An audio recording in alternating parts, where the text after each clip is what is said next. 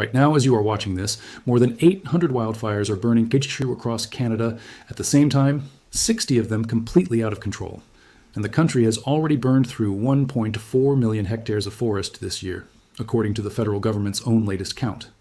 Just 10 days before that count was taken, the total was less than half of what it eventually became, meaning several 100 new fires ignited in barely a week and a half. A freight train was filmed driving straight through active flames near the town of Armstrong in Ontario. Children were airlifted out of summer camps by helicopter. Smoke drifted so far south that Milwaukee, Wisconsin, recorded an air quality index of 644, a number so extreme it sits in a category normally reserved for hazardous industrial accidents, not wildfire smoke. This is the story of Canada's 20. Scientists actually studying this pattern say the version of it you're watching right now may not even be the worst part. What comes after this season ends, they say, could be worse than the season itself. No hype, no exaggeration, just what the data says and why it matters. Drop a comment and tell me if wildfire smoke has reached where you live this year. I read every one of these. If you want grounded climate coverage instead of panic headlines, subscribe. It is free. And a like helps this reach more people before the next season starts. Let us go for 5,000 likes on this one. Thank you. Now let us get into it. This season did not start the way you would expect a record-breaking one to start. Back in January, Canada logged just 3 fires that, together, burned less than 1/3 of 1 hectare. By the end of May, the national total sat at 78,000 hectares, which is actually below the 10-year average for that point in the calendar. Government forecasters even noted in their June update that fire danger was expected to remain low across much of Alberta, Saskatchewan, and southern Manitoba through the early part of the summer. As of the 10th of June, the country had logged 1,747 fires and 166,400 hectares burned, a season that looked, on paper, almost ordinary. Then July arrived, and the numbers stopped looking ordinary. By the government's most recent official update, Canada had recorded 3,137 fires this season and 1.4 million hectares burned, with 796 fires still actively burning, and 60 of those completely out of control. A separate tracking analysis, watching the same season in real time, recorded the total area burned crossing 2,780,000 hectares in the space of roughly 10 days in mid-July alone, driven by more than 300 new ignitions in that window, a jump that pushed the season roughly 300,000 hectares above the 25-year average almost overnight. To put that acceleration in perspective, the number of fires burning nationwide, at 3,656 as of the 17th of July, according to the National Wildland Fire Summary, had already surpassed the 25-year average of 3,652 fires, and it was still only the middle of summer. Manitoba and Ontario absorbed the worst of it. One active fire tract near the unorganized Thunder Bay district in Ontario alone had burned 313,930 hectares by the 12th of July, an area larger than some entire countries. In the Northwest Territories, a fire near the North Slave region had burned past 182,000 hectares by late June. Ontario's own firefighting resources reached capacity, and the province formally requested federal air support. The federal government responded by leasing 10 new aerial firefighting aircraft and committing $316.7 million over 5 years toward new aerial surge capacity through the Canadian Interagency Forest Fire Centre, plus a further $108 million over 3 years to renew the humanitarian workforce program for large-scale emergency deployment. Manitoba, meanwhile, was fighting 2 disasters at once. The same government update that reported the national fire numbers also noted that numerous regions were simultaneously struggling with flooding from intense storm-s and rainfall, with Manitoba's Parkland region hit particularly hard, meaning emergency crews in the same province were responding to wildfire evacuations and flood damage in the same weeks. This was not just a Canadian story either. Across the border, close to 40,000 fires had torn through more than 3.6 million acres in the United States. By the same point in 2026, including OHL, 1 million acres burned in just the 2 weeks prior, according to the National Interagency Fire Center. Almost 10,000 more fires and nearly 1 million more acres than the 10-year average for mid-July. In a formal advisory, the center stated plainly that fire activity was already mirroring conditions normally not seen until later in the season. 3 firefighters died battling the knolls. Fire on the Colorado-Utah border in late June. Of 48 large wildfires still active nationwide in the U.S., at that point, 10 were burning in Colorado and Utah alone. Now, here's the comparison that actually matters, because 2026 is not being judged in isolation. It is being measured against the 2 seasons immediately before it. In 2023, Canada experienced the most destructive wildfire season in its recorded history, and in North American history, full stop.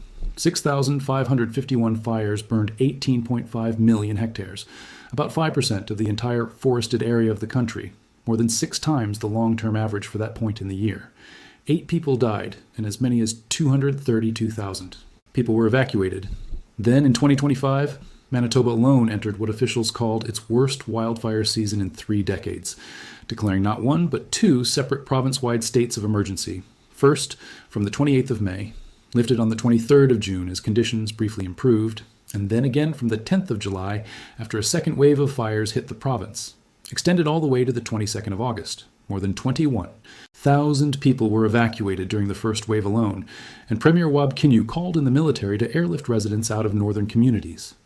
Nationally, in 2025, 5,349 fires burned 8.78 million hectares, more than 631 structures destroyed, 85,000 people evacuated. So when this video's title asks what could come after Canada's worst fire season in years, that is not a hypothetical.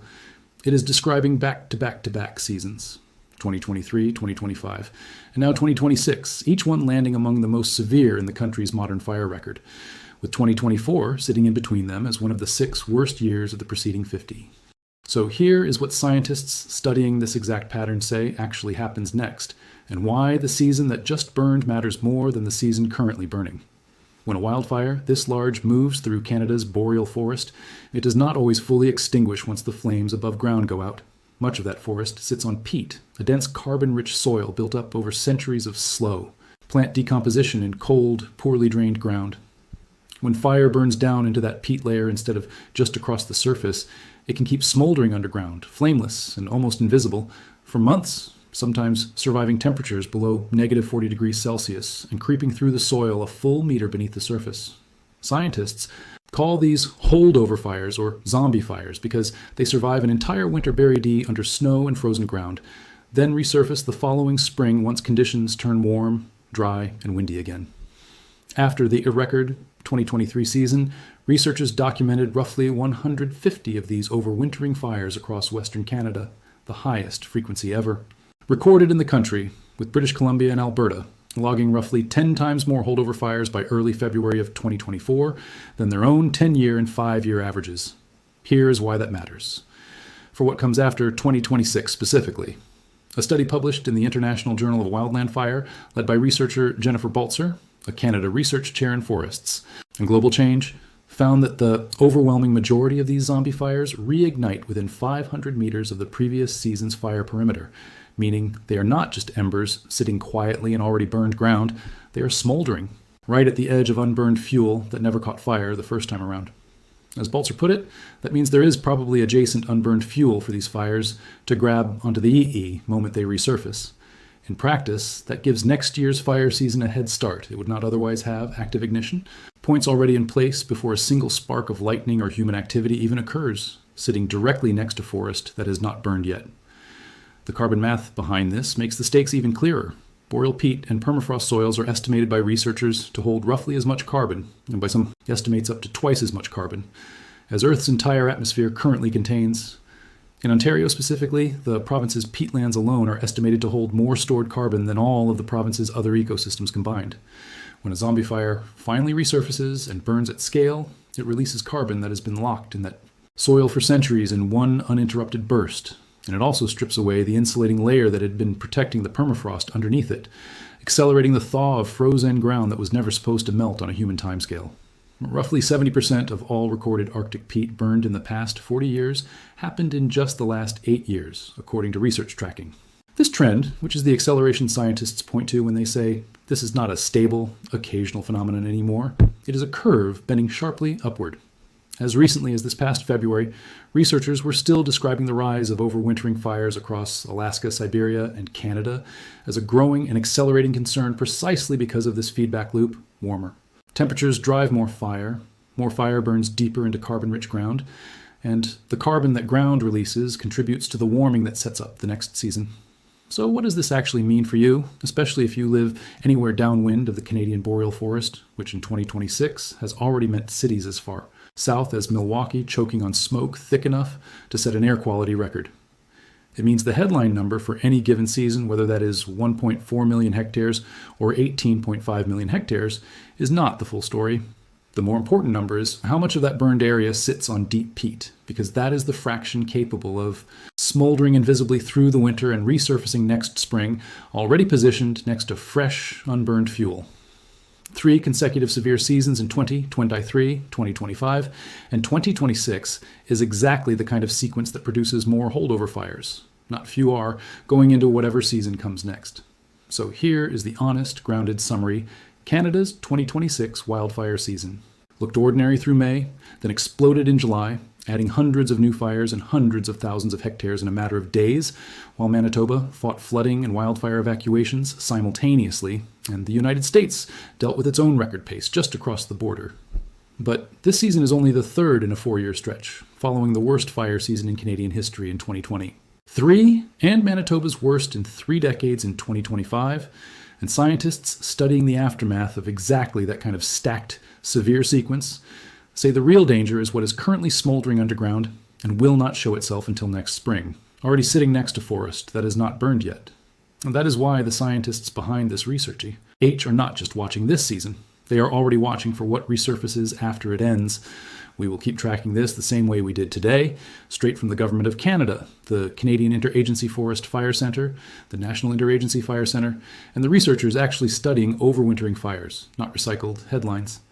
Subscribe so you do not miss what turns up next spring, because based on what we just walked through, something likely will. And leave that comment below. Tell me whether smoke from any of this has reached your own city this year. Because behind every one of these numbers is a family but airlifted out of a community in northern Manitoba, a Sumi R camp evacuated by helicopter in Ontario, and a patch of frozen ground in the Boreal Foray. Saint that is still burning right now, quietly, underneath the snow that has not even fallen yet. 5,000 likes on this one. Let us go. See you in the next one.